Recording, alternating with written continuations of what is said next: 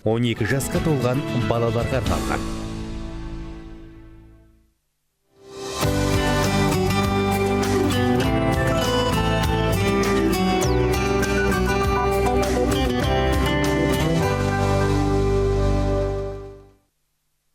Қайырлы күн қадірменді көрермен, эфирде тобылтынысы бағдарламасы өз жұмысын бастады. Сағаттың тілі тура 12:00-ге кеп соққан кезде Қостанай телеарнасын қосып, алдағы 1,5 сағат 90 минутта бізбен бірге болыңыздар. Әріптестеріміз дайындаған қызықты айдарлар, сырлы сұхбаттар мен әсем әнмен сіздердің жандарыңызды жадыратып, көңілдеріңізді көтеруге бар күш-жігерімізді салатын боламыз.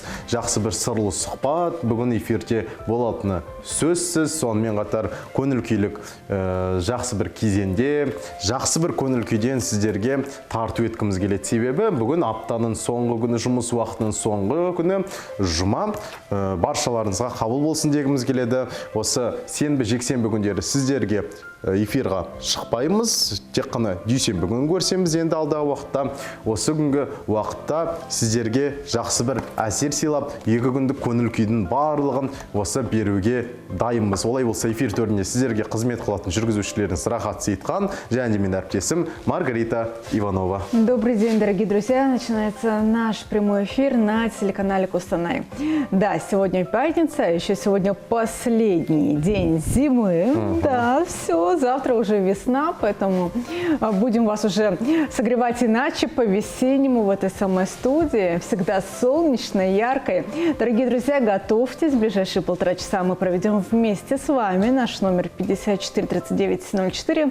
Как всегда, порадуем вас полезной, интересной информацией, ну и, конечно же, нашими замечательными гостями. Я бүгін 28 ақпан, және де қыстың соңғы күні.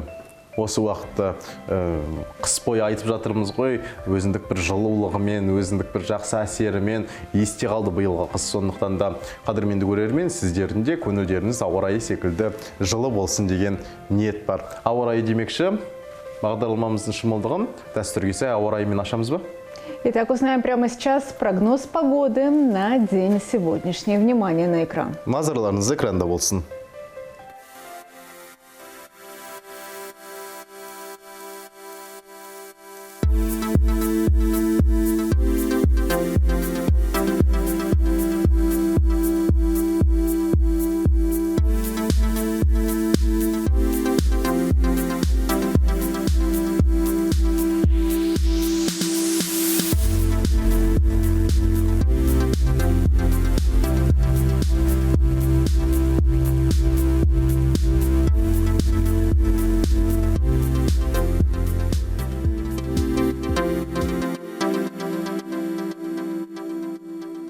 Бағдарламамызды әрмен қарай жалғастырамыз. Мінекей жақсы бір ауа райына кезек бердік. Ауа райы өзіндік бір ерекше табиғатымен, өзіндік бір болмысымен табиғат анамыз бізді еркелетіп жатқандай.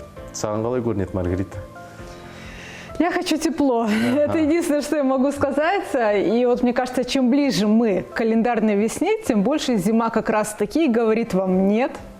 Подождите, никакой весны пока не будет, пока еще немножечко буран, немножечко метель. В общем, февраль месяц себя полностью оправдывает, да? Вы слышите, говорят, что он самый снежный, самый такой ветреный. Вот мне кажется, в этом году, несмотря на то, что был теплый декабрь, был очень теплый январь, у нас даже были дни, когда климатическая норма, да, была совсем иначе, ну, то есть уже вот она, весна, +2, +3 градуса, представляешь, в январе месяце. Ну вот такие у нас были, да, тоже отметки. Однако в феврале все немножечко изменилось. Было пару морозных дней, опять же, сильный ветер не давал нам отдохнуть особо. Снежок все чаще стал появляться. И, соответственно, зима как будто бы с нами прощается, да, и говорит, что долго не увидимся. Впереди весна, лето, осень, и только потом я вновь вернусь. И поэтому, дорогие друзья, напоследок, вот, пожалуйста, вам такие небольшие сюрпризы. Но, тем не менее, время не остановить. Весна, она приходит, завтра уже ее первый день, и, соответственно, тепло она с собой тоже принесет. Осталось ждать совсем недолго. Қалай айтатын еді, у природы нет плохой погода дейді. Сондықтан да қадірменді көрермен, ауа райы қаншалықты құбылмалы болса да, көңілдеріңіз жылы болсын. Осы жылулықты біз сіздерге қолымыздан келгенше беруге тырысамыз. Көк жәшік ішінен күн нұрын сыйлаймыз. Сондықтан да әрдайым бізбен бірге болыңыздар. Қостанай телеарнасы қосылу болсын. Біз әртүрлі әлеуметтік желілерде бармыз. Instagram, WhatsApp, Telegram, Facebook сынды барлық әлеуметтік желілерде, интернет сайттарында сіздер үшін қызмет қыламыз. Сондықтан да барлығы да сіздер үшін бүгінгі бағдарламамызды көре алмай қалған қонақтарымыз немесе көрермендеріміз болатын болса, ешқандай қиындық туғызбайды. YouTube платформасында тобыл тынысы немесе Қостанай телеарнасы деп терсеңіздер, біздің бағдарламалардың жиынтығы шығады. Соны көріп, қай күндері қандай бағдарлама болды, кімдер эфирға келгенін көріп, біліп, қарауға мүмкіндіктеріңіз бар. Қолымыздан келгенше барлық жағдайды жасауға тырысамыз. Сонымен қатар жолдайтын сәлемдемелеріңіз, хаттарыңыз болатын болса, төменде көрсетілген мінекей WhatsApp, Telegram желілеріне хабарлама жолдасаңыздар болады. Бәрін көріп, оқып, біліп, сіздерге мінекей тілекке тілек жалғап, эфир төрінде әнмен әрлеп, жақсы бір сөзбен сәндеп, бағдарламаға туған күн иесіне құттықтауды енді жөн көріп отырмыз. Сондықтан да туған күндерді, думан күндерді, айтулы мерекелерді жолдап отырсаңыздар, айтып отырсаңыздар, бағдарламамызға хабарласып, құба-құп. Несмотря на то, что мы уже давненько присутствуем во всех популярных социальных сетях, каждый раз мы пытаемся найти новые подходы к ним же. Почему? Потому что если раньше мы говорили о прямой трансляции только на официальном сайте, то сейчас нет-нет, у нас появляются новшества определенные. Да? Вот на этой неделе мы уже впервые попробовали, допустим, в Инстаграме вести параллельно, да, прямой эфир тому, что вы видите еще и на экранах. Поэтому, дорогие друзья, каждый раз стремимся вас удивить. Надеемся, что вы это цените, поэтому хочется от вас слышать обратную связь. Пишите, звоните. Мы всегда рады читать ваши сообщения, комментарии, слышать ваши голоса, потому что наша основная цель – это, конечно, поднимать вам настроение. Да? Чем мы и займемся в ближайшие 1,5 часа. И для начала я предлагаю остановиться на хорошей музыке. Олай болса, қадірменді көрермендер, ән көңілдің ажары дейді. Көңілдеріңізді ажарландыру үшін әсем бір әнді қабыл алыңыздар сіздер үшін.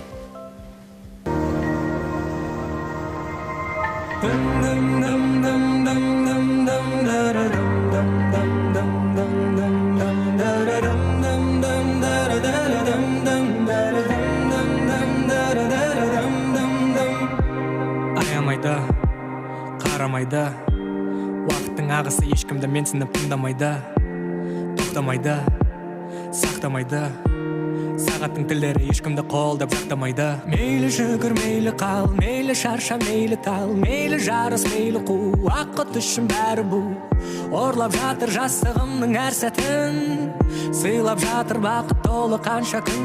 Уақыт әнімді жұлмалап жейді, сағат тілімен сан тілін дейді. Жел болып қағып, аяз болып қарып сөйлейді.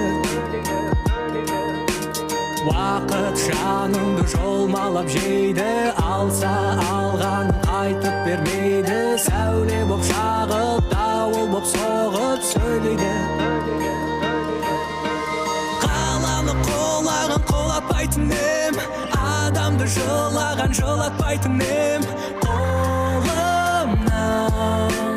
келсе егер, уақыт сенің тіліңді тоқтататын ем. Кінәсіздің көз жасын жоқтататын ем. Қолымнан келсе егер.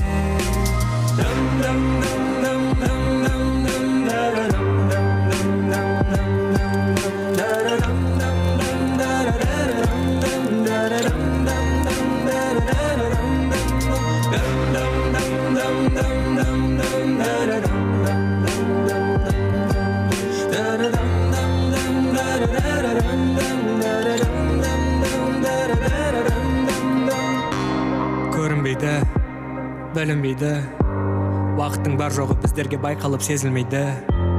Қисаймайды, төзілмейді, дәуірі өткенде ғана тек бәрі безілдейді. Мейлі жүгір, мейлі қал, мейлі шарша, мейлі тал, мейлі жарыс, мейлі қу, уақыт үшін бәрі бұл. Орлап жатыр жастығымның әр сәтін, сыйлап жатыр бақыт толы қанша күн. Уақыт тәніңді жолмалап жейді, сағат тілімен сан тіліндейді. Жел болып қағып, аяз боп қарып сөйлейді. Уақыт жаныңды жолмалап жейді, алса алғанын қайтып бермейді. Сәуле боп шағып, дауыл боп соғып сөйлейді. Қаланы қолағы қолатпайтын ем, адамды жылаған жылатпайтын ем. Қолымнан келсе уақыт сенің тіліңді тоқтататын ем, кінәсіздің көз жасын жоқтататын ем. Қолымнан келсе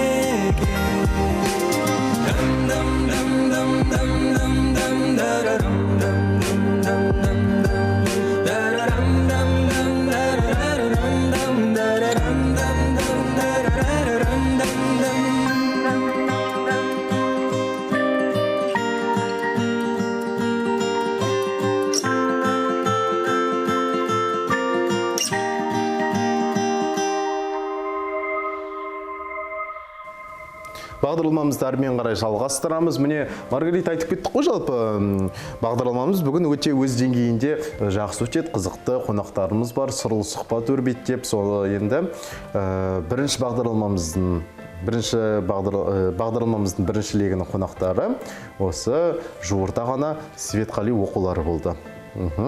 Светқали Айтман мырзаның өзі келіп, арнайы осындай оқулар өткізді, және де байқауға қатысушылар бүгінгі бағдарлама төрінде келіп, өзінің ой пікірлерімен, алған әсерлерімен жақсы бір жүлделерін көрсетіп, мінекей көрермен алдында жақсы бір сырлы сұхбат өрбітетініміз сөзсіз. Яғни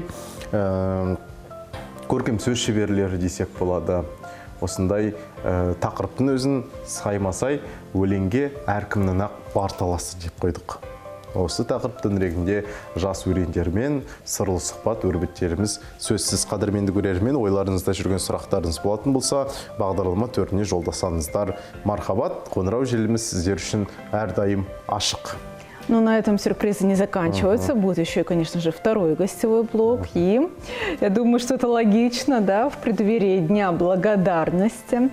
У нас сегодня гости Ассамблеи народа Казахстана. Но и завтра, надо сказать, это обязательно нашим зрителям такой сюрприз для вас. Непредвиденный эфир Тобыл-ТНС, да. По субботам мы обычно не выходим, но завтра в честь праздника на этом самом месте особенный эфир.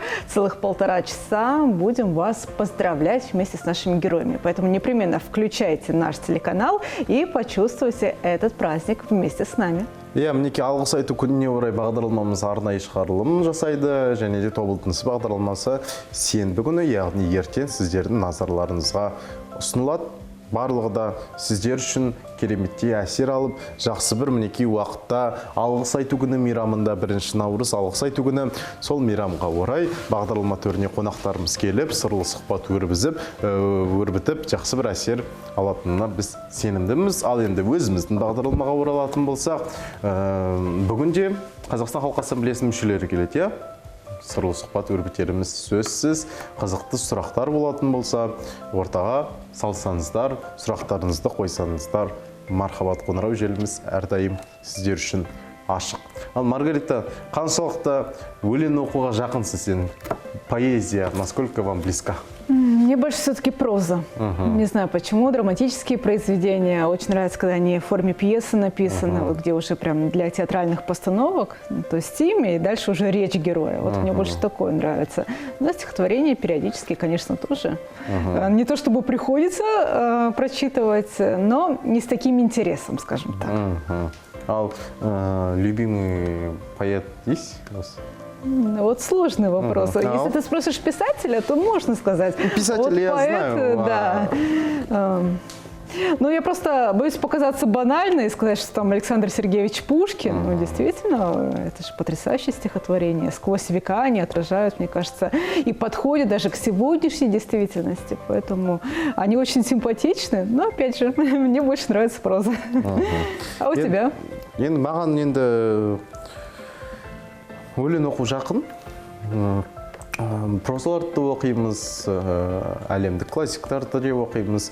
Енді кітап талғамаймын өзім, қандай кітаптар бар, солардың барлығын оқи берем. Бірақ та өзіміз жаныма жақын осы Тұманбай Молдағалиевтің шығармалары жалынды бір кәдімгідей адамның бойына рух беретін, ой қалдыратын осындай бір Тұманбайдай ағамыз маған өзіме кәдімгідей жалын беріп тұрады жүрекке. Соның шығармаларын сүйіп оқимын, жаттаймын тіпті кейбір кездері. Біреуін жатқа білем. Өткенде айтатын едім ғой өлеңімді. Ұзақ бір 5 минуттық өлең бар ғой, соның барлығы Тұманбай Молдағалиевтің өлеңі. Сенесің бе, 4-ші сыныпта жаттадым. В 4 классе я учил это, и мне в памяти осталось. До сих пор помнишь, да? Әрбір сөзін, әрбір әрпін, сондықтан да. Енді жаныма жақын болғаннан кейін ғой, жаныма жақын, жүрегіме жылы келгеннен кейін, кез келген ақындардың, кез келген жазушылардың шығармаларын, ақындардың өлеңдерін барлығында оқып, біліп, жаттауға тырысамыз енді қолымыздан келгенше. Және қалай жаттау керек? Енді қазір уақыт өте келе білмеймін, байқауымша бір жадының ескіріп қалатыны ма, немесе жаттау қиын болып жүр. Өлең жаттау, өлеңді анда-санда шығарып тұрамыз. Былай шабытымыз келгенше, қаламымыз кейбір кезде ұшталып қалған кезде, бірақ та өлең жаттау қиын болып жүр. Қазір енді бағдарлама түріне келетін қонақтарымыз бар, жас өрендер. Олар қандай өлең жаттайтынын және де өлең жаттау техникасы қандай екенін енді солардың өздерінен сұрап білейік. Бағдарлама түріне келген қонақтарымызбен, қадірменді көрермен, сәл ғана үзілістен кейін қауышатын боламыз. Бізбен бірге болыңыздар. Все узнаем после короткой музыкальной паузы на телеканале Костанай. Не переключайтесь.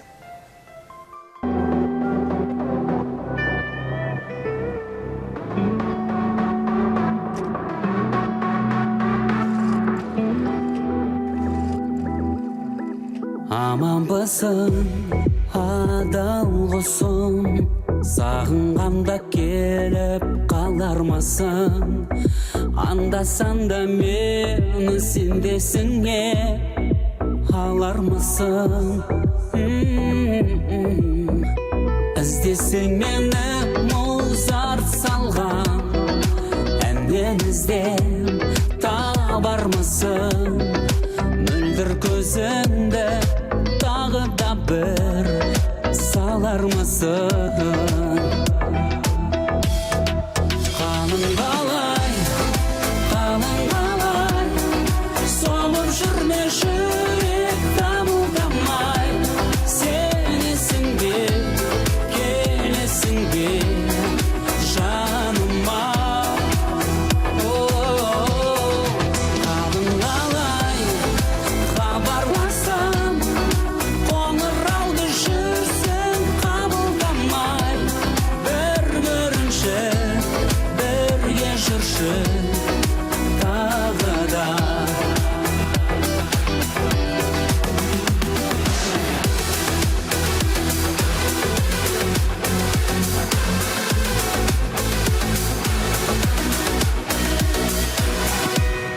Шағаладай ойлар ұшты, жан сырымды сезші айнам ішкі.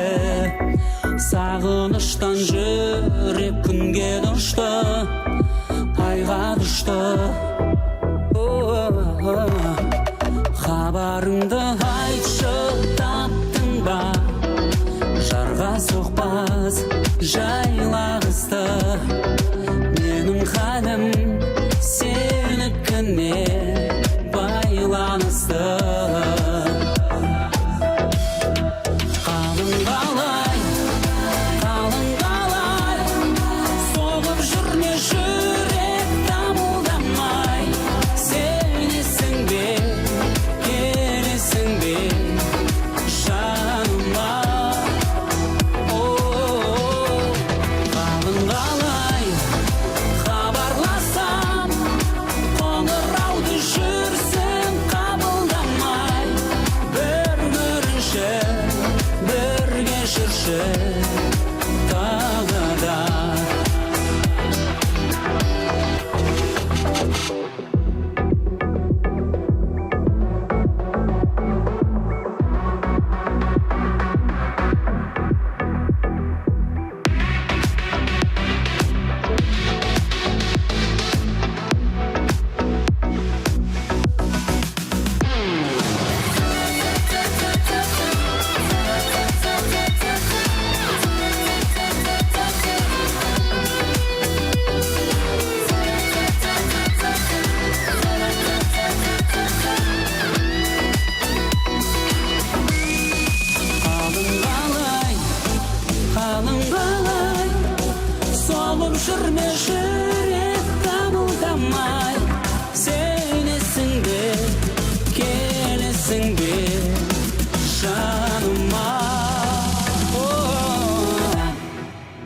Қалың қалай хабарласам, қоңырауды жүрсің қабылдамай. Бір көрінші, бірге жүрші тағы да.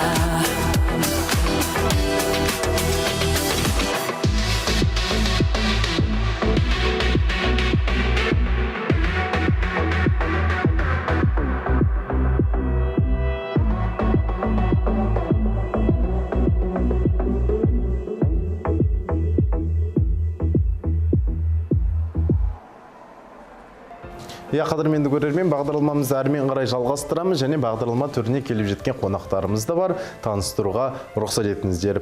Ермек Қонысбекқызы Рудный қаласы Абай мектебінің қазақ тілі және әдебиеті пәнінің мұғалімі, және де Алиса Бақтиярова мен Қадырғали Есенқұлов Светқали оқулары байқауының қатысушылары.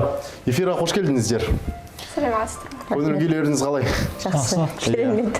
Көңіл күй жаман бола ма, республикалық деңгейге, кезеңге жолдама алып жатсыздар, Светқали оқуларынан құтты болсын. Рахмет. Ал енді өздеріңіздің көңіл күйлеріңізбен бөліссеңіздер, осы бір әсерлерін, алған әсерлеріңіз қандай болды? Мынау енді облыстық кезеңі ғой, Иә, облыстық кезең. Кесу холдинг компаниясының ұйымдастыруымен өткізіліп отырған облыстық Светқали оқулары, яғни Светқали оқуларына іріктелген оқушылардың арасында бүгін емес 2 күн бойы, 2 күнге созылған байқау болды. Кеше күнде қатысып, жаңа финалға шыққан 4 оқушы бақ сынасты. Светқали Нұржанның Хан кегі дастанын жатқа оқып мәнерлеп айту болды. Бірінші кезеңде, екінші кезеңде осы дастан туралы зерделеу болды. Сол жерде оқушыларымыз бақ сынасып, бүгінгі күнде қорытындысы марапаты болды. Яғни сол марапаттан біздің Рудный қаласы Абай мектебінің оқушылары, яғни 9-шы сынып оқушысы Алиса, Қадырғали 8-ші сынып оқушысы, бүгін үлкен бір жеңіске жетіп, жүлдеге ие болып, марқайып отырған шағымыз бар. Сол жақтан шыға сала сіздерге келіп отырмыз. Өте қуаныштымыз. Рахмет сіздердің де қолдауларыңызға. Ал енді оқушылардан сұрайық, көңіл күйлеріңіз қалай? Жақсы, өте керемет. Алған әсерлеріңіз қандай болды? Өте керемет. Мен басында әбіш оқуларына қатысқам. Негізі бұл Кесу холдингтің 3-ші, осы Рудный қаласында өткізіп жатқан жарыстарының бірі. Екіншісіне қатыстым, әбіш оқуларына қатысқам. Бірақ ол кезде бағым жамай қалды десем де болады. Ол жерде орын болмады.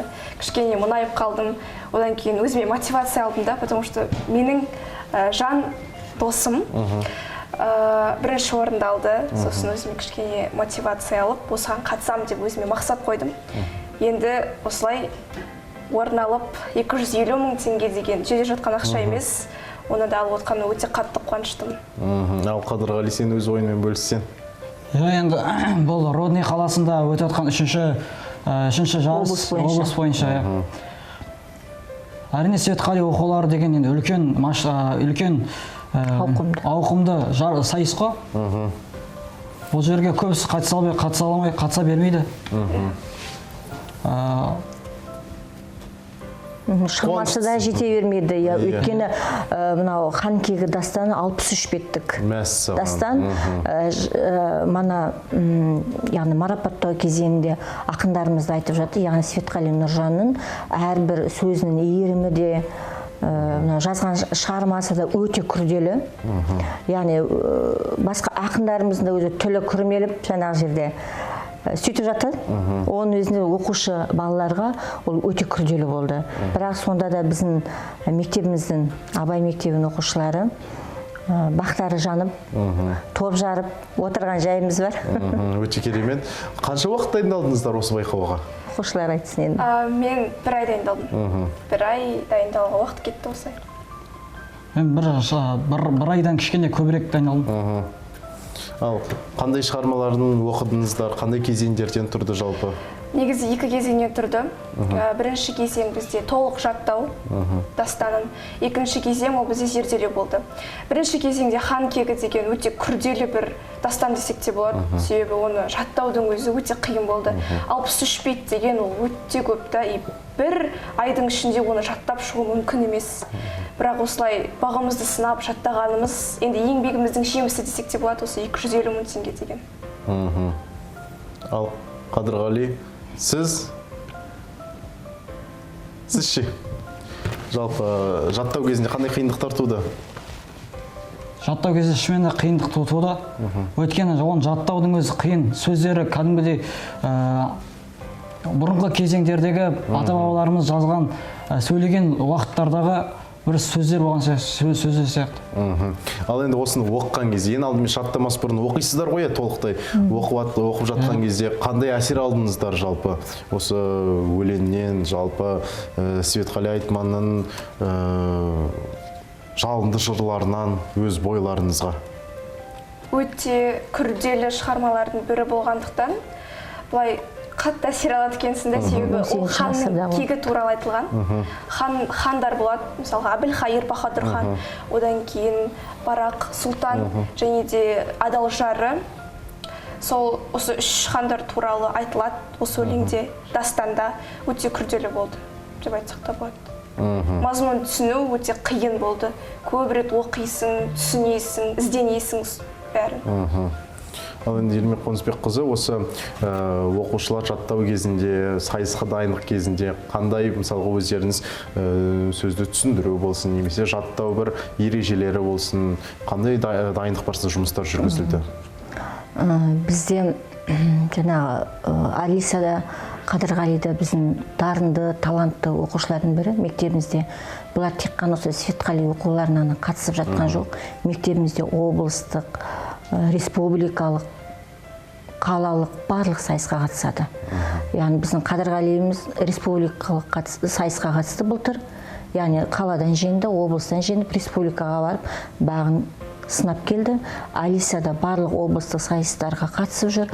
Қалалық сайыстардың барлық жүлдегерлері және өткен оқу жылында да облыстық сайыстарға қатысып, жүлдегер атанып жүрген оқушы. Сондықтан бұл оқушылардың уақыты жоқ деуге болады. Бұлар тек қана осы қазақ әдебиет қана саласында ғана емес, барлық жағына. Яғни мектебімізде театр үйірмелері бар, дебат үйірмелері бар. Соның барлық қасында түгел Алиса мен Қадырғали бастап жүреді ғой, көшті. Сол жерде оқушыларымыздың енді мен мектеп мұғалімі болсын, мектебім жай айтқым келеді.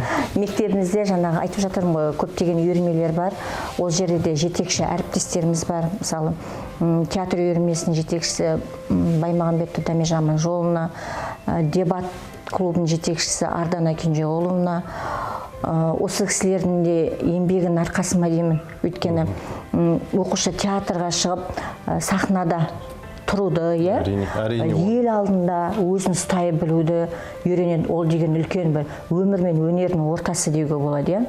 Ары қарай дебатқа қатыса отырып, оқушы өз ойын ұштай алады. Ұмытып бара жатса да сол жерден сөз тауып кетіп, тығырықтан шығып жатады. Мен ойлаймын, тек қана менің ғана үлесім емес. Бұл жерде бізде мектеп басшылығы да үлесі, мектебіміздің басшысы, яғни қазақ балаларына деген жанашырлығы өте зор. Тек қана қазақ балалары емес, барлық мектебімізде әйтеуір алға озып шықса екен, осы балалар жарық жұлдыз болса екен деп жан-жақты жұмыс істеп жатады. Онысы сөзсіз. Айтады ғой, жақсысын жақсысын айт, нұры тасысын деп. Одан кейінгі де бізде мынау орынбасарларымыз да бар, жақсы жұмыс жасап жатқан. Сол кісілермен бірлесе отырып, яғни хат келеді бізге. Хат келді аудандық білім бөлімінен, бізге осындай тапсырмалар келеді, біз ары қарай оқушылар дайындаймыз. Сол уақытта біздің мектептен 8-ші сыныптан 3-4 оқушы дайындалды. Біздің сыныптан бір оқушы, яғни Алиса дайындалды. Сол жерде мектебімізден іріктеп, Алиса мен Қадырғалиді сайысқа алып шықтық. Енді бұл оқушылардың дайындығына тоқталып кететін болсам, оқушыларымызға берілген тапсырма бойынша өздері жаттады. яғни түсінбеген жерлер болса түсіндіріп өттік, қай жерде қиыншылықтар болса. Басында бізде айтылған тапсырма бір-ақ кезең болады деген, яғни мәнерлеп оқып жаттау. Артынан кейін 2 кезеңге бөлінді, яғни зерделеу бойынша. Ол жерде біз арғарай кейіннен жұмыс жасай бастадық. Светқали Нұржан өмірбаянына арғарай деп, яғни Маңғыстаулы ақынымыздың.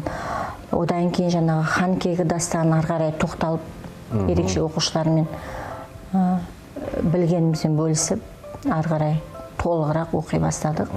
Сөйтіп, кешегі күнге оқушыларымыз бақ сынасып, яғни осындай қорытындыға келдік. Осы жерде мен тағы да бір қосып кетерім. Күйсу холдинг басшылығына, компаниясына үлкен алғысымды білдірем. Өйткені қазіргі уақытта білесіздер ғой, барлық ақпарат көздерінде басқа өткенде өздеріне ол кісілерге айтып жатырмын, блогерлар бар, көп топырақ шашпаймыз. Енді кейбір кісілер мысалы жас оқушыларды еліктіріп жатады, бір ғана тетікті басып оңай ақшаға ие болып жатады, немесе оңай пәтерге. Ал бұл жерде бұл кісілердің бастамасы сондай үлкен сауап деп айта аламын. Осымен біздің облыс бойынша 3-ші байқау өткізіп жатыр. Бірінші байқау Майлин оқулар болды, яғни ол бізді Рудный қаласы 7-ші мектеп гимназиясында өткізілді. Онда 172 қатысушы болды. Одан кейін 2-ші байқау Әбіш оқуларын өткізді. Онда да қаншама? 100-дің сыртында болды ма? 170-тен астам болды. Ол кезде сонда байқауда біздің мектебіміздің оқушысы, 9-шы сынып оқушысы Көзебаева Нәскен бас жүлде iPhone 16 Pro ұтып алды. Осы жерге келіп сіздерге сұхбат бергенбіз. Ол да біздің мектебіміздің бір тарихы болып қалды, тарихында бір белгі болып. Одан кейін 3-ші байқау Светқали оқулары. Бұл жерде де біздің оқушыларымыз биіктен көрініп, мектебіміздің абыройын асқақтатып жатыр, үлкен қуаныштымыз. Әрине. Енді мынау Светқали Нұржанның мектеп бағдарламасында болсын, жас өрендерге болсын, жырларының былайша айтқанда актуалдығы неде? Не себепті осында байқау жайдан жай ұйымдастырмайды ғой? Ол да енді ел көлемінде өзіндік орны бар ақын шығармаларындағы мән-мағына неде жатыр деп ойлайсыз оқушылар үшін? Оқушылар үшін бұның мән-мағынасы енді керек қой. Тереңде жатқан мән-мағына, яғни хан кегі дастанын өзін айтып отыр ғой, қаншама мектеп оқушысын өте күрделі. Өте күрделі, қаншама оқысаң да оны түсіну қиын. Соның өзінде де оқушыларымыз түсіне біліп, қазақ поэзиясына деген қызығушылығы артып жатыр. Оған қуаныштымыз, әрине. Ары қарай біздің мектеп оқушыларына деген ұсынысты осы байқауды өткізуге, бұл бізге жаңа Күйсу холдинг компаниясы келіп отыр. Яғни, мана марапаттау кезеңінде айтып жатты, яғни осы холдингтің басшылығы Светқали Нұржан мемлекет сыйлығын иегері болған уақытта байғазы ретінде осындай байқау ұйымдастырамын деп сөз берген екен. Яғни, бұл сол байқауды, яғни біздің Қостанай облысында өткізіп жатқаны біз мақтанамыз, яғни мақтанышты сезімде айта аламыз. Осы сөзімді аяқтамай кетіп қалып жаттым, Күйсу холдинг басшылығы үлкен ұлттық рухани азық оқушыларға беріп жатыр. Тек қана осы диплом емес, тек қана мынандай жүлделі сертификаттар емес, оқушыларымыздың бойында қаншама ұлттық рухты, ұлттық мынау сезімді барлығын сездіріп жатқаны үлкен қуаныштымыз, қуанамыз.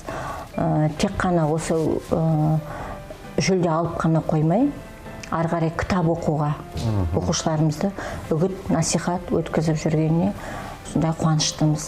Өткенде де Әбіш оқуларында да 5 кітап оқылды, Майлин шығармаларымен танысты. Қаншама оқушылар өздеріне азық алып жатыр. Оның несі айып, қалай жоққа шығарасын, қаншама еңбек. Мысалы, біздің Абай мектебінде ең жоғарғы сынып, қазақ сыныбы 9-шы сыныпқа дейін барады. Сөйтіп, осы ақында өсіп келе жатырмыз. Біздің осы Алисалар бірінші түлек болады мектептің тарихында қалатын. Қазақ сыныбының бірінші түлегі, одан кейінгі сынып осы Қадырғалидың сыныптары келе жатыр. Өткен бірінші ұйымдастырған осы холдингтің, Күйсу холдингтің бірінші ұйымдастырған байқауында, мысалы, бізде 5-6 оқушы қатысты. Екіншісінде тағы да 6-7 оқушы қатысты мектеп бойынша біздің қазақ сыныптарына да. Енді ары қарай осы 3-ші кезінде тағы 2 оқушымыз қатысып, оның өзі жүлдеге ие болып жатыр. Сонда ойлаңыз, бір сыныптың жартысы қаншама кітапты оқып отыр. Қаншама мынау әдебиетке бой бұрып, қазақ поэзиясымен танысып біліп жатыр. Оны несі айыппен осы жерде. Тек қана жылтырақ нәрсеге оқушыларды әуестендіріп жатқан жоқ. Осы 250 мың миллион алсын деп жатқан жоқ. Ары қарай кітап оқуға құштарлығын артып отыр. Сонысына біз мұғалімдер қауымы өте қуаныштымыз. Алғысымызды айтамыз. Мінекей осындай сырлы сұхбатымыз сәл ғана бір үзіліске берейік, содан кейін бағдарламамызды жалғайтын боламыз. Қадірменді көрермен, артымыздан алыстамай бізбен бірге болыңыздар.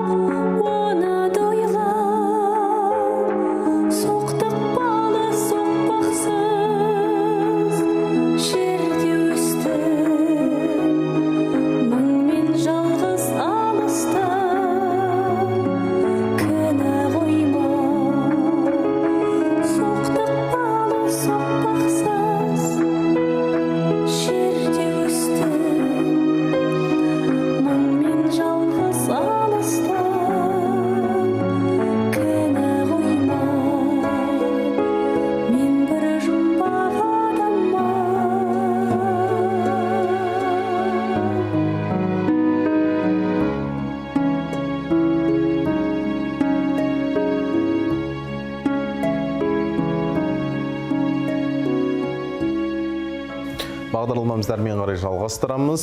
Ал енді сұхбатымыздармен қарай жалғастырсақ, енді Қадырғали мен Алисаға сұрағым келіп отыр. Осы сұрақ Светқали Нұржанның шығармалары сендер үшін, оқушылар үшін, жалпы жас өрендер үшін қандай маңызға ие оқыған кездегі? Менің ойымша өте маңызды. Өйткені Светқали Нұржан атамыздың әр шығармаларын оқыған кезде адамға бір ой түйеді. Алға деген мақсаттары, алға деген қойған талаптары өте нығая бастайды. Светқали Нұржан атаның өзі әртүрлі шығармалар жазып бастаған екен. Сол 1962 жылы 1 қаңтар күні дүниеге келген екен. Қазір 63 жасы.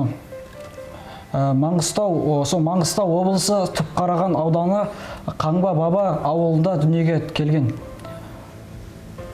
Ал енді Алиса, сіз үшін қандай маңызға ие? Светқали Нұржан атамыздың шығармалары өте қатты мағыналы, және де бұны көптің бірі түсіне бермейді десек те болады. Өте қатты маңызды, әсіресе оқушыларға деген бір рухты береді, бір көтеретін, намысты береді. Сол.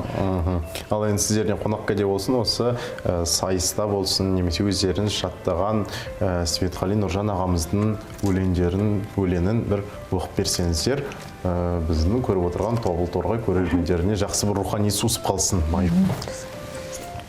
Бұл дастан 18 ғасырдағы қиямет хан кешулерден, Алланың қалауымен, әруақтың жебеуімен қазақ халқын бір жолата жойылып кетуден сақтап қалған, атадан аршылан туған Әбілқайыр хан Мұхаммед Қазы Баһадүр Қажы Сұлтанұлының, оның адал жары Бопай ханым Сүйіндік қызының есімдері елеусіздеу қапысыз қалып келсе де, елесен еліктері елесінде ешқашан өшпек емес. Шатан Назарұлы, Айбас Арыстанбайұлы, Арғынбай Байболұлы, Қанай Кенжеұлы ата бабаларының баба тарихта даңғыл кеуделерінде сақтап, бұлбұл тілдерімен сайратып өткен, қиынге қапысыз аманаттап кеткен Тәттімбетұлы Еңсеп, Әлкей Хақанұлы Марғұлан көшпелі академия деп бағалаған, Меңдалұлы Алшын ата бабаларының аруақтарына бағыштаған туған болсын. Сөз иесі. Түндік ашу немесе жамиғатпен амандасу. Уа арма тең замандас, құрма құрдас, кіші іні үлкен аға жұрға жұмдас. Бұл бір кеп сырымеді сақтап жүрген қабыл ал, қаласаңызден қарындас. Сақтаған сарымайдай сырым еді, келіп тұр ақтарудың бүгін еді. Жүректің шамын жағып өткен күнге, алдында ақиқаттың жүгін еді. Ілесіп, жүйрек жігіт жорға қызға, сәтті күн қош келдіңіз ордамызға. Тіліммен өткен күннің теңін шешсем, батпаспын, алдыңызда мен қарызға. Қалыпты таңның аузы ши байланып, алдымыз түн шешісе мыйдай жазық. Бұл бір кеп жау жайлы еді іштен шыққан, інішек қарап шықшы үйді айналып. Сөйлеуге ерінім епті емелген, жел сөзге атым шықты шеберімнен, шемен боп шежірім жатыр шегелген, керең боп керуен жатыр шөгелген, жарға ұрған дарияның толқындай, өлең боп ұлықсимын кемерімнен. Қозғайын бір әңгіме көнекіннен, тұсыңа келіп қалған себебімнен, тазартсаң көнекінді қанды кірден, бұрқырап нұр шығады тереңнен. Сол нұрды шырақ қылып жолымызға, алдына түсейін мен келеніңмен. Жел сөздеп атаса арзан қомысын басаң, жамиғат сыбағыңды ал өнерімнен. Шайырдың жардан басқа малы бар ма, малымды сізден аяп не көрінген. Мінеки, толықтай несі ма? Или қысқаша бір несін айтып бердіңіздер. Мінеки өте керемет, мұнан өзінде де кәдімгі бір жалынды жырлардың лебі байқалады. Нағыз бір маңғыстаулық стильде жазылған деп айтсақ болады екен. Өзі бір батыстың стилінде сөз орамдардың өзі мысалға көрермен оқырманға ең алдымен тастап жіберіп, содан кейін айтар ойын беру дейтін. Енді бұл үшінде өлеңді осылай оқу үшіне бір кәдімгідей арқасы бар адамдардың оқымаса былай қарапайым сөз түрінде қалып кететін жайы бар. Ал енді болашақта қандай жоспарларыңыз бар? Тағы алдағы осы бабаларымыздың оқулары болатын болса, қандай бір көздеп отырсыздар? Межелеген меже бір бар ма? жетеді. Өте көп мақсаттарымыз, алдымызға қойған талаптарымыз өте көп деп ойлаймын. Өйткені алдымызда келе жатқан ата-бабаларымыз 25 мыңдай қазақ халқының арлы мінезді, намысы бар ерлері тастап кеткен шежірені, тастап кеткен әңгіме өсиеттерді біз оқымасақ кім оқиды? Соны біз оқып, өресен ерліктерімізді көрсетіп, осы шығарма арқылы өзіміздің ойымызды насихаттап, өзіміздің ойымызды қалыпқа келтіріп, бір нәрсе түйсек, мән мағынасын түсінсек, соның өзі бірге біз үшін мәртебе деп ойлаймын. Ал әдебиетке деген қызығушылықтарыңыз, осы шығармаларды оқуға деген қызығушылықтарыңыз қайдан оянды жалпы? Мен 5-ші сыныптан бері қатысып жүрмін осындай конкурстарға. Көбінесе осы Ермек Қонысбековна қатыстырады мені.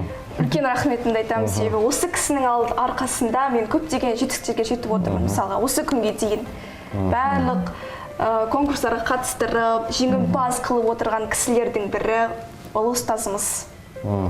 Ал енді Ермек апай дейікші, айтып жатыр ғой. Болам деген баланың бетін қақпа белім бу дейді. Осы кішкентай кездерінен бастап балаларды танып, біліп, енді оқушылар көп қой. Солардың ішінде жүзден жүйрік мыңнан тұлпарын танып білудің өзі, оны дайындап, еңбекпен баулудың өзі бір кәдімгідей бір күшті талап етеді. Сол туралы айта кетсеңіз. Біз мұғалімдер көбіне оқушыны қай уақытта, қай жерде шыңдаймыз сабақта. Сабақ үрдісінде.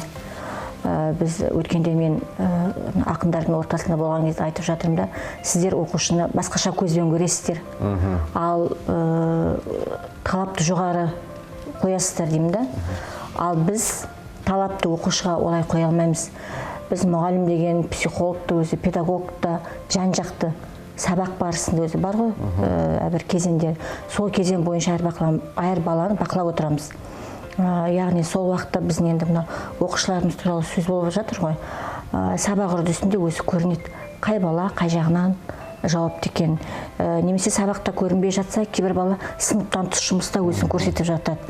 Тіптен кейбір балалар айта алмай жатса да, жазба, көру, жазу қабілеті де артып жатады.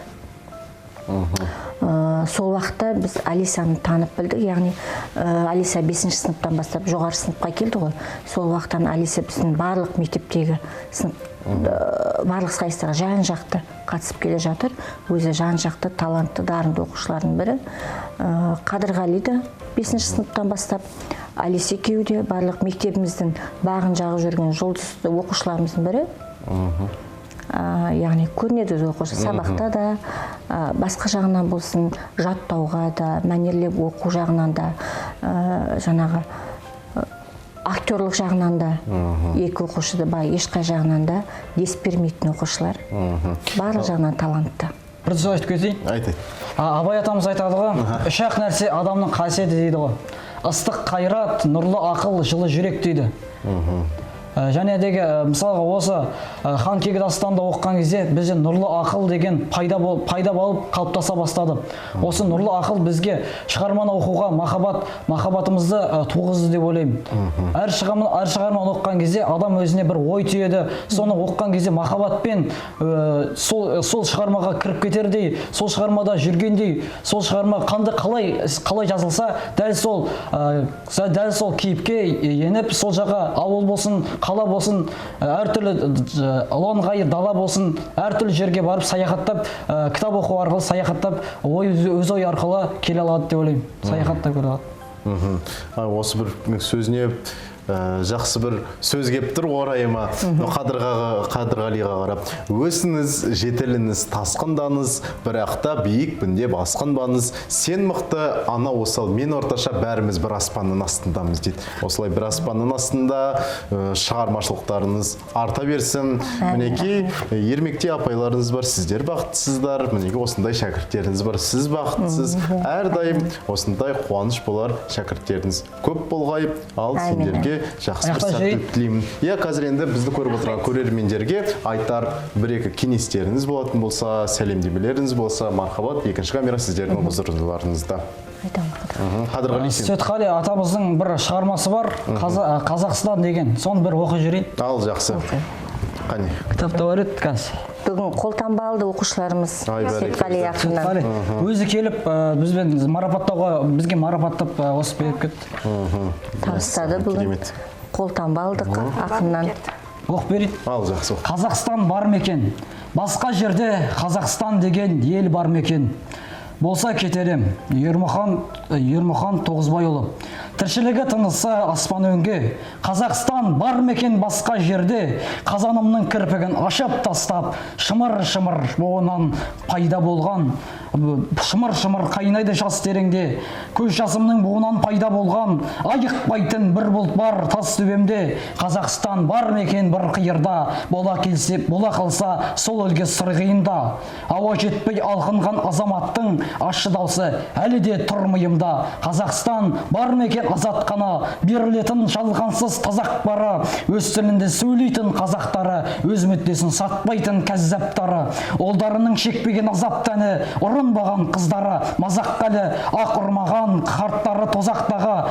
Қазақстан бар мекен ғажап бәрі, Қазақстан бар мекен басқа жақта, қандары да қарайтын қас қабаққа, қуырылмаған қандары шараққа, бәрі қамқор ағаның жас талапқа, тасбақадай бөленбей тас табаққа, азаматы лайық асқақ атқа, жұлдыз төлдеп жағатын қос қанатта, Қазақстан бар мекен басқа жақта, Қазақстан бар мекен ойып төрден, орын берген қазаққа киіп келген, сөгіп ашып санасын сейфтенген, біз баяғы бәкізі киіпкенген, итаяқтан аш іспей зүйіттермен, тосқа болын шүршітке қойып кеңнен, бабаларын бөліспей бейіттерден, бір тоқтысын 300-ге сойып берген, Қазақстан бар мекен майлакімнен, қорлық көрмей күн кешкен қайратыңмен, қара түнге қақалмай тайға түрмең, бақтан бұл сайрайған сайрақ үнмен, бала сатып ақшалмай хан кәпірден, төрлеріне байрағын жайната ілген, қыздары жоқ кіндігін айға түрген, Алласына сыйынғам айбат үнмен, Қазақстан бар еді де, қайда кімнен, естіп едің ағасы қай кәкімнен, бола қалса сол жаққа менде кетем, ғұмыр кешкім келеді пенде кетең, бол біліп менің де әндерімді, жұлдызға іліп жырымды ерме кетем, олдарының тасынан олтын атқан, қирап біттім, өмірде шөлмек екен, менде кетем, ағасы тастап кетпе, түк шара жоқ, торай тіл баспақ бетте, өздеріңе қалдырып батпақтарын шығып жүре берейік асқақ көкке, онда ел бар қай кейде зор ұраны шалынады құлаққа оның әні, кезігеді ол бір күні айтуарда шолпан туа немесе жолығады, онда елдің балқашы аралаңыз, дегелеңі үстінде демаламыз, еніп тұрып шекара есігінен керіп тұрып тынысты кең аламыз, төгіп тұрып содан соң жасымызды осы Қазақстанға ораламыз. Ай, бәрекелді, мінекей 90 ауыз сөздің тобықтай түйіні осы болды. Мінекей манадан бері айтып жатқан жас ұрпақ, жалынды жырлар, Светқали Нұржанның орны осындай бір ауыз сөзбен, бір ауыз сөз дегенде ұзақ өлем, бірақ та бірден де оқылып кетті. Өте керемет. Ал енді көрерменге айтар тілектеріңіз болса, бізді көріп отырған жақындарыңызға жолдайтын сәлемдеріңіз болса, мархабат. Ал Қадырғали өзінен бастайық. Барша Рудный қаласындағы тұрғындарына 120 мыңнан астам тұрғынға сәлем айтам. Және өзімнің отбасым және өзімнің отбасым туыстарыма сәлем айтам. Және осы Абай атындағы жалпы білім беретін мектебінің оқушыларына 1 мыңнан астам оқушы осы оқып отыр. Соларға бәріне сәлем айтам. Осындай биік шыңдардан олар да көріне берсін деп тілеймін. Әмин. Енді мен барлық осы Рудный қаласындағы тұрғындарына сәлем айтамын. Және де Абай атындағы жалпы білім беретін мектебінің оқушыларына жалынды сәлем. Осындай конкурстарға қатысып, еш мойымай, үлкен осындай жетістіктерге жетіп жүрулеріңізге мен сіздерге тілектеспін. Ермек Қонысбекқызы, сөз кезегі өзіңізге. Көрермен қауым, кітап оқуға құштарлықтарыңыз арттырыңыздар, оқыңыздар, дамыңыздар. Ұстаздар қауымына айтарым, осындай шәкірттеріңіз көп болсын. Көптеген конкурстарға қатысу керек, қорықпау керек. Сол жерден оқушы шыңдалып өзіне алатыны көп болады. Кітап оқыңыздар. кітап оқыған адам ешқашан жеңілмейді дейді ғой. Бәрібір де кітап оқыған кезде бір түйін түйеді, азық алады. Соның бәрін алып, адам бір ой түйеді, өз өмірінде өз кәдесіне жарата біледі, қажетіне жарата біледі. Сол кітап оқыған кезде өз махаббаттарыңызбен оқысаңыздар, ол сізге пайдасын тигізеді деп ойлаймын. Ай, бәрекелді. Кітап оқыңыздар балалар, кітап деген бұл үлкен ұлы тұлға. Осы кітаптың ішінен сіздер бәрін табасыздар. Тіпті өздеріңізді жоғалтып алған болсаңыздар да, осы кітаптың ішінде кітап білім бұлағы дейді ғой. Кітаптың ішінде бәрі бар. Тек қана кітаппен сүйеніп, осы кітапқа деген айына бір рет болсын кітап оқып жүріңіздер. Сіздерге үлкен кеңесім. Кітаппен дос болыңыздар.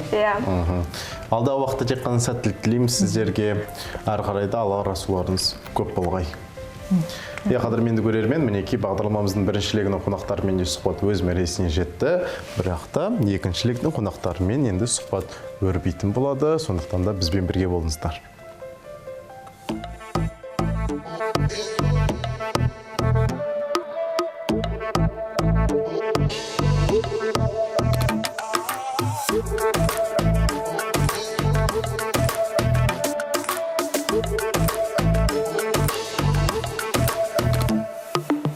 Мінезін әдемі, таңдырды есем, тыным таппай бұл жүрегім сені іздеген. Махаббат әлемі бізге сыр шерткен, екімізге тағдыр бақыт нұрын сепкен. Жүрегімді тек жаулап алдың өзің, жүрегімді арбап алдың, жанға жағады сүйемдегі сөзің. Тәттісін ай, сен деп көңілім қуана береді, жаным саған шын ғашықпын, сезім шынайы байлап алдым еді.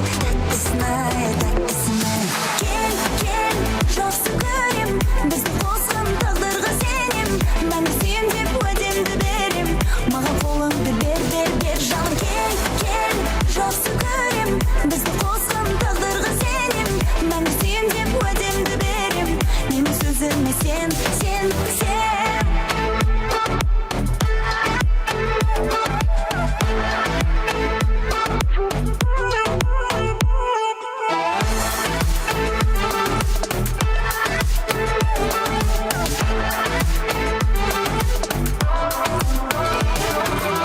Мәңгілік сыңар боп, ошайық бірге, бақыт жаны жол ашады екеумізге.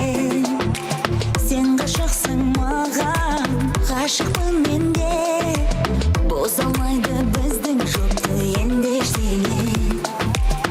Жүрегімді тек жаулап алдың өзің, жүрегімді арбап алдың, жанға жағады сүйемдегі сөзің.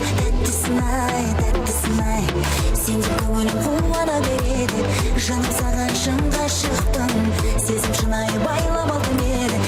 Тәттісін ай, кел, жақсы көрем, бізді қосқан тағдырға сенем, мәңгі сүйем деп уәдемді берем, маған қолыңды бер, жаным кел, жақсы көрем, бізді қосқан тағдырға сенем, мәңгі сүйем деп уәдемді берем, менің сөзіме сен.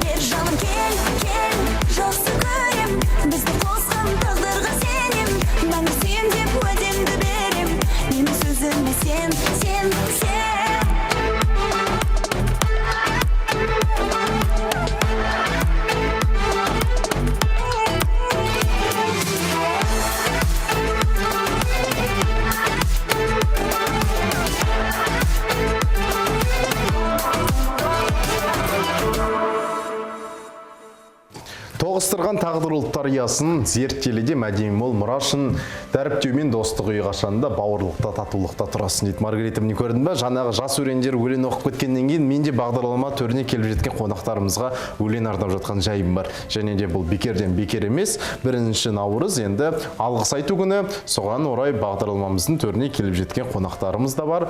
Түрі басқа, тілегі бір, жүзі басқа, жүрегі бір деген ұстанымды ұстанатын жандар бағдарлама төрінде қонақта. Ал енді айтып болдым, Маргарита сөз тізгіні өзінде қалғаны. И поэтому у нас в гостях почетные работники сельского хозяйства, да, сегодня? Нет, конечно, все узнали эти лица. Руслан Мурзагалиев, Дарья Щербакова. По-прежнему Ассамблея народа Казахстана. Правильно понимаю?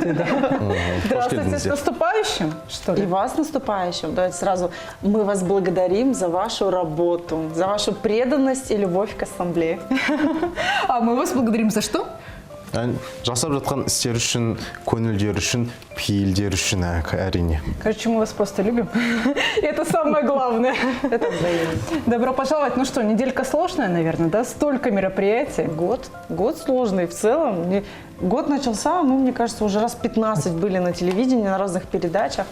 Ну, это, конечно, очень приятно, что Ассамблею в юбилей, 30-летие зовут, хотят видеть, хотят слышать, что же мы делаем, чем же мы занимаемся. Вот Руслан Жусупбекович, наверное, сначала расскажет. Он буквально вот пару дней как вернулся из командировки, очень интересной. Руслан, расскажи. Пожалуйста. Да, ну, во-первых, да, 30 год для Ассамблеи народа Казахстана, 30 лет с даты создания. Все-таки напомню телезрителям, да, что 1 марта в 1995 году была создана Ассамблея народа Казахстана.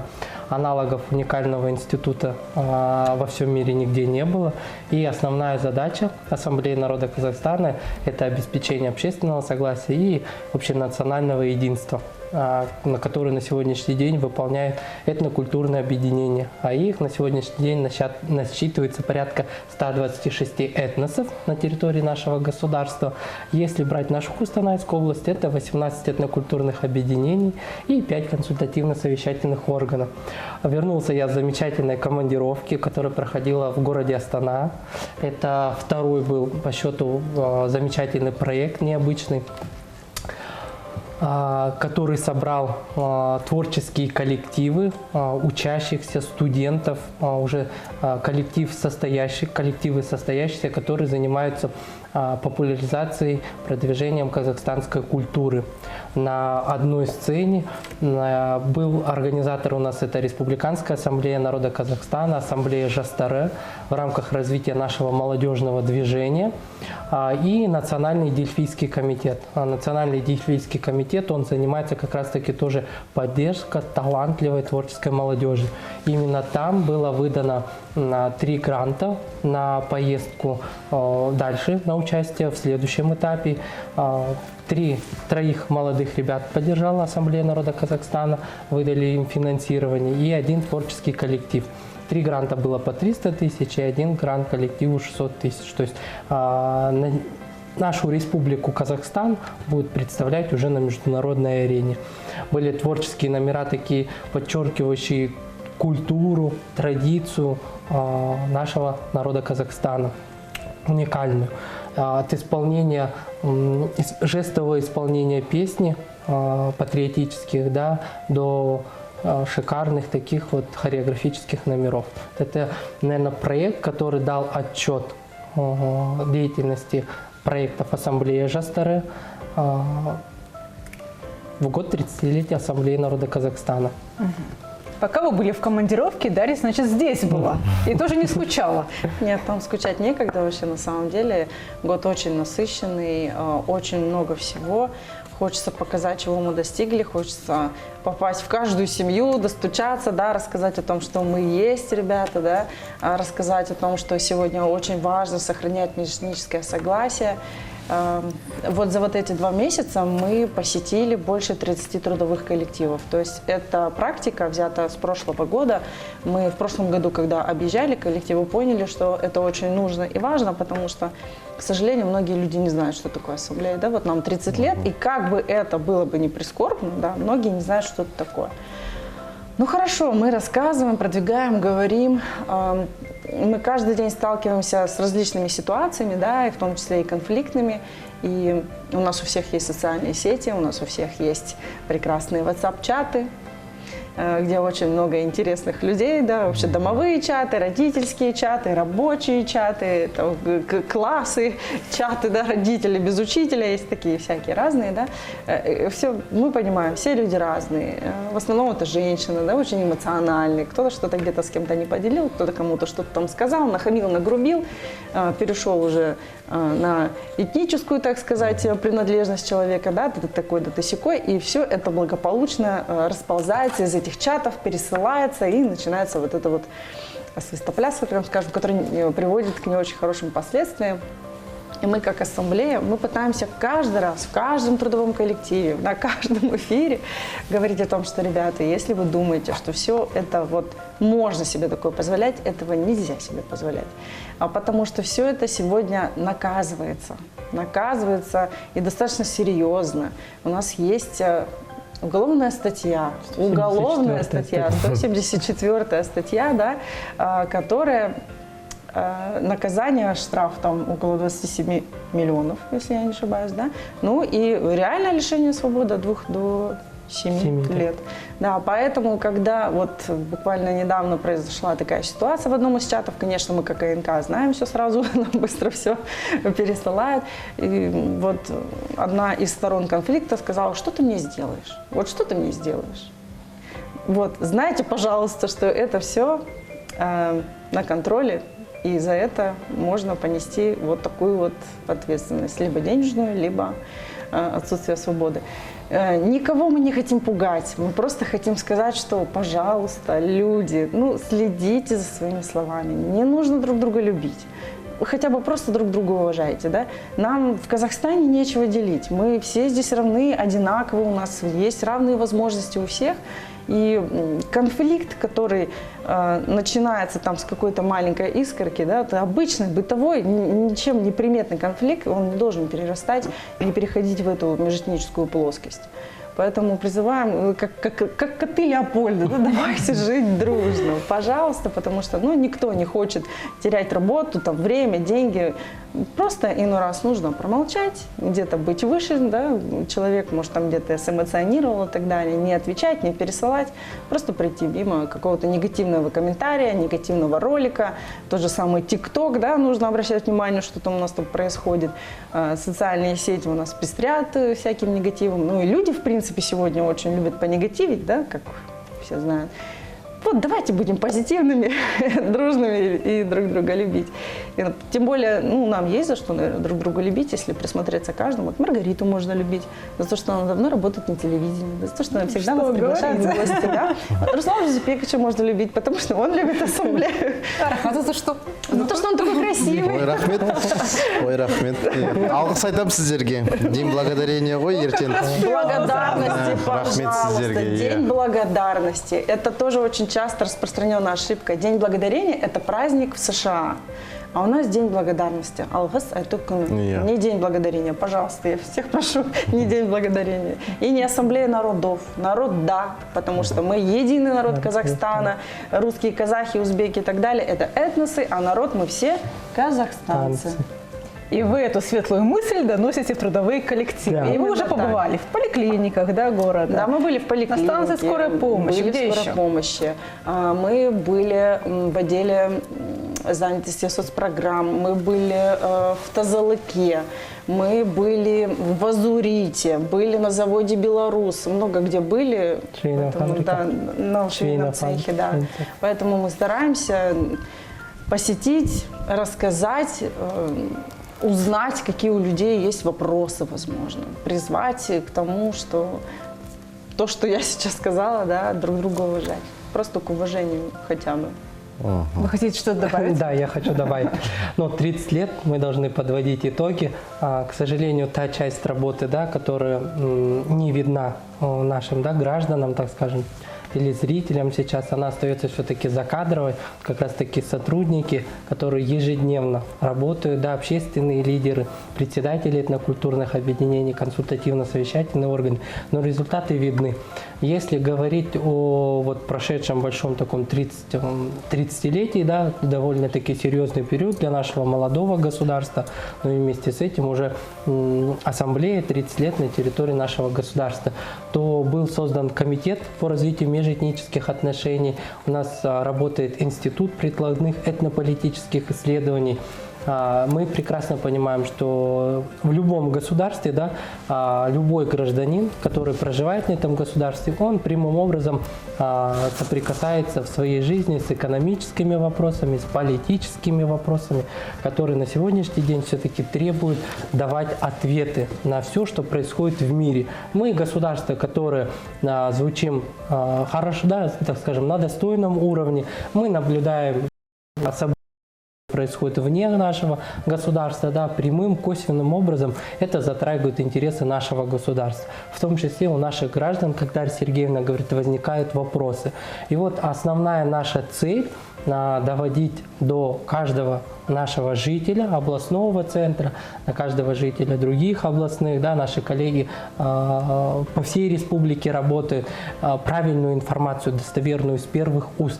И вот как раз-таки комитет по развитию межэтнических отношений, да, институт прикладных этнополитических исследований, они занимаются вопросами изучения влияния взаимоотношений, каким образом, да, сегодня у нас выстраиваются отношения между людьми разных национальностей. Как бы мы с вами ни говорили, да, вот выезжая в трудовые коллективы, буквально сейчас я был на встрече с сотрудниками библиотеки и задавали вопросы, что даже в самых отдаленных сельских округах люди сравнивают период, да, там, когда в советское время было, что никто не уделял, там, допустим, не делились на национальные признаки. Но мы должны с вами прекрасно понимать, что мир не стоит на месте, все развивается, наука не стоит на месте. Так скажем, да, наши соотечественники, которые были, да, сегодня мы их вспоминаем, да, и напоминаем нашим гражданам о политических событиях, да, что все-таки предшествовало. Вот когда Дарья Сергеевна сказала, что мы сегодня с вами встречаемся в преддверии Дня Благодарности, да, буквально завтра все казахстанцы отметят этот замечательный праздник, история его очень начинается с 2016 года. Первая мысль, я хочу акцентировать внимание, что идея первая, сейчас, естественно, по определенным событиям, с течением обстоятельств времени была корректировка идеологии, но изначально история берет 20-е, 30-е годы, мы связываем, что это годы депортации, когда на территории нашего государства были депортированы разные национальности. И наши граждане, да, независимо от разных национальностей, кто был, они принимали другие национальности, да, оказывали всяческую поддержку. В рамках этого, в знак благодарности, представители других национальностей благодарили жителей Казахстана. Да, не именно, да, казахов, да, а всех представителей, которые на то время проживали на территории нашего государства. И сегодня, на сегодняшний день, современный формат Дня благодарности – это когда любой казахстанец выражает друг другу благодарности. Вот этому предшествовали мы, посещали трудовые коллективы, выражали благодарность за их труд, пожарную часть, да, сотрудников скорой помощи. Просто друг другу говорили человеческое рахмет. Потому что, ну, вы, думаю, со мной согласитесь, что в наше современное время, да, век нанотехнологий, да, это очень сложно, к сожалению, да, сказать, когда мы работаем, говорим над коммуникацией, но вместе с этим все-таки есть такая нотка у людей, когда вот все-таки что-то им мешает друг другу поблагодарить. И этот день как раз-таки, он нас наоборот приобщает к таким ценностям, как чувство сопереживания, проявление уважения, высказать еще один раз человеку рахмет за то, что он просто есть. Вот это основная наша цель, да, которая вот Дня благодарности. Кроме того, в год 30-летия мы готовим очень много проектов, которые прежде всего направлены на наших граждан.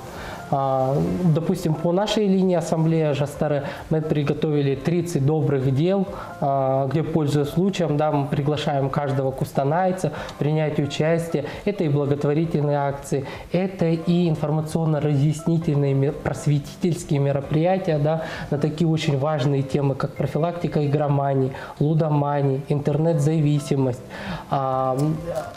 историко-культурное наследие, экологические акции «Таза Казахстан».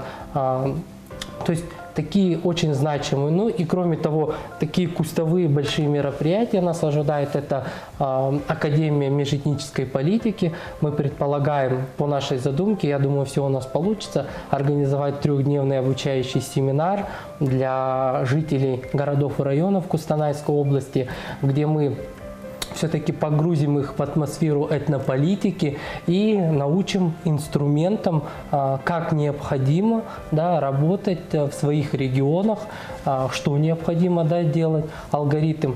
Сегодня, говоря о межэтнической политике, у нас есть кодекс этический по преодолению межэтнического языка вражды. К сожалению, такой очень негативный термин, да, появился в обыденной жизни наших казахстанцев, но и при этом мы не стоим на месте, мы разработали алгоритм, как нам с вами конструктивно взаимодействовать в социальных сетях. Мінекей осындай бір сұхбаттан кейін, осындай айтылған мағлұматтардан кейін сәл ғана бір үзіліске кезек берейік, ой қорытып алайық, сөз қорытып алайық, содан кейін бағдарламамызды жалғайтын боламыз. Қадірменді көрермен, бізбен бірге болыңыздар.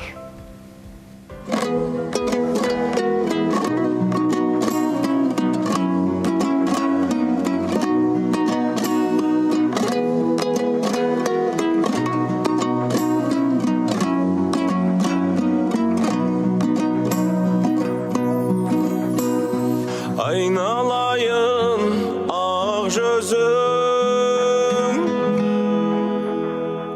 айдан аппақ сендей жарды ер жігіт қайдан таппақ дедім аяу.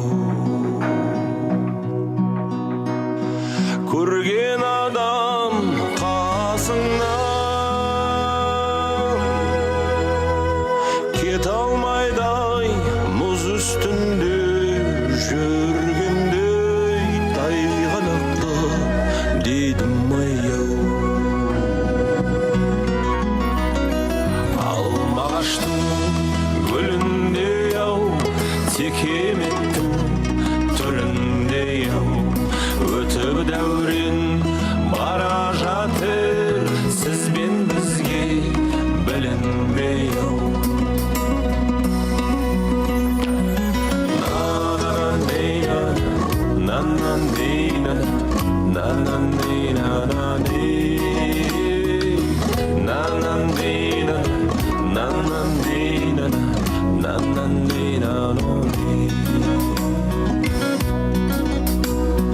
Құлағыңа таққан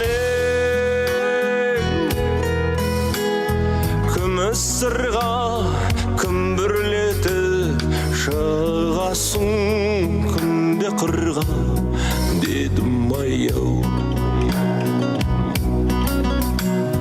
Сағыныштан сарғайып шыдам таппай мен өзіңді қосамын әнмен жырға дедім аяу. Алмағаштың гүліндей ау, түріндей ау, өтіп дәурен бара жатыр сізбен бізге білінбей ау.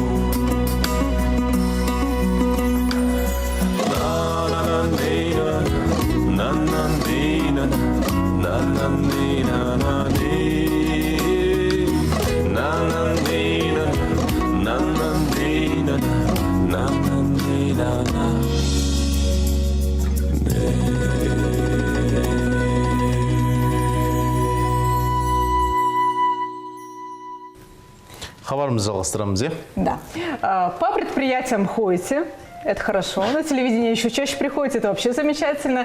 И, видимо, так уже вам понравилось под камерами быть, что какое-то социальное реалити организовали, да? Социальный реалити, да, мы подзабыли, да? Я помню, у нас была, да, такая передача «Журналист меняет профессию». Такой есть проект, да, очень классный. Можно сказать, что мы немножечко слямзили идею, конечно. Вообще, и мысль пришла, этот год у нас год рабочих профессий, да, давно уже надо было, наверное, его объявить, как бы очень актуально. Что же делать, что же делать? АНК же всегда идет в ногу со временем, все вызовы принимает, да, давайте будем делать. Пришла мысль, просто пришла мысль, чтобы депутат областного маслихата, председатель белорусской общины Евгений Владимирович Сотников поработал лопатой, поработал на заводе, поработал в колбасном цехе и так далее, да, чтобы через него, как народного, так скажем, человека, да, он как бы такой депутат немножко, не вот такой вот такой, он действительно человечный и очень близок к людям, чтобы через себя он показал радости рабочих профессий, то есть это как бы популяризация, да, рабочих профессий, и вместе с этим не только сам взял в руки лопату, а к этому еще присоединил нашу молодежь. Так. Поэтому он ходит не один, он ходит вместе с представителями нашей молодежи. И вот вместе они идут изучать новую профессию. Они уже у нас сходили чистить дороги, они у нас были на заводе «Беларусь». Очень много вот таких супер шикарных впечатлений было. Действительно, как по мне, я тоже там была, так как я присутствовала, смотрела все это, видела. Очень хорошее место для молодых парней, которые только-только закончили, допустим, колледж или вуз. Там достаточно хорошая стартовая зарплата, к примеру. Это там отличные условия труда. Они работают до 4:30, ребят. До 4:30, с 8 до 4:30. Хорошая реклама завода. Там все очень чисто, там вот нет такого, что завод, как мы себе представляем, грязище везде, шумно, нет, там чистенько, да, немножечко шумно, но тем не менее это прекрасное место для молодых парней, которые хотят начать с чего-то свою карьеру. Ну и как, депутат справляется? Депутат прекрасно справился с работой, совсем скоро выйдет выпуск, посмотрите, он тоже вот просто вот лежал, крутил и на полу, и так, мы прошли все этапы создания трактора. Они собирали двигатель собственноручно и уже до конкретно внешнего вида, когда уже ставят кабину, все закручивают, и уже вот с этого конвейера выходит готовый трактор. Ежедневно у них там выходит около 6-7 тракторов, каждый день они делают. Вот такой вот социальный реалити. Все по-настоящему. В общем, главного белоруса вашего учреждения вам не жалко, мы уже поняли. Ему себя не жалко для народа. Для народа. Что касается остальных, как там чеченская, допустим, община поживает? Чеченская община у нас немножко другая. Да? Вот они в этом году отметили свое 30-летие. Они одними из первых открыли череду юбилеев. Был круглый стол, посвященный этой дате. Эльбрус Богданович Тимаев принимал участие как председатель уже долгие годы, да, больше 20 лет он возглавляет эту общину. Возможно, когда-нибудь он придет к вам, все-таки мечта исполнится, Маргарита. Я надеюсь, с вашими молитвами и трудами мы сделаем. Мы будем очень сильно молиться. Отметили, да, они юбилей, поговорили о важности ассамблеи, поговорили о том, какой вклад внесла община в развитие региона. Очень много у нас чеченской и ингушской молодежи, как оказалось. Да, мы поискали во всех учебных заведениях, пригласили, ребята пришли. Мы теперь с ними на связи, так скажем, да, хотим немножко, чтобы наша молодежь присоединилась к общественной работе, потому что многие, опять же, не знают, что есть такой АНК, что есть такие возможности, что есть возможность вместе с Русланом Жусубековичем куда-то ездить, в различные командировки, на встречи, какие-то фестивали. Это действительно очень интересно. Для тех, кто активен, это доступно. Но как у нас сейчас молодежь хочет? Чтобы сразу, да, сильно там не тратиться энергетически. Но прежде чем что-то получить, какую-то конфетку, нужно поработать немного, да. Но мы всегда говорим на всех встречах, что ассамблея – это трамплин. И те, кто понимает значимость общественной работы, они уходят далеко от нас в высоту. Допустим, вот ваша коллега бывшая Анна Альпимичева, пожалуйста, наш ребенок ассамблеевский, она же к нам пришла еще, когда была школьницей. Мы ее взрастили, можно так сказать, и мы от нее сейчас видим, вот ребенок в Астане теперь учится, и она там в Астанинской ассамблее, она всегда говорит, что ассамблея – это мой второй дом. Это вот такой ребенок благодарный. Анеля, большой-большой привет. Вот такие у нас детки растут. Наша гордость, можно так сказать. Поэтому у всей молодежи есть такая возможность. У всей. А у вас есть возможность поздравить наших зрителей с наступающим праздником? Сергей. Давайте. Хотелось бы поздравить, пользуясь случаем, да, хотелось бы поздравить всех казахстанцев, жителей Кустанайской области с замечательным праздником, с теплым праздником, с Днем Благодарности.